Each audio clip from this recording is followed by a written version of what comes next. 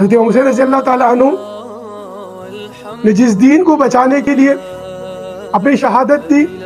برادران اسلام مختصر سے اس پر بات کرنے کی کوشش کروں گا۔ موجودہ حالات، موجودہ معاملات، موجودہ زمانے کی جو تقسیم ہے، جو اس وقت جو طاقتیں، جو قوتیں، جو وہ اس نظام کے خلاف ہے جس نظام کو بچانے کے لیے حضرت امام حسین رضی اللہ تعالیٰ نے قربانی دی تھی، اس پر مختصر سی باتیں کرنے کی کوشش کروں گا۔ برادران اسلام،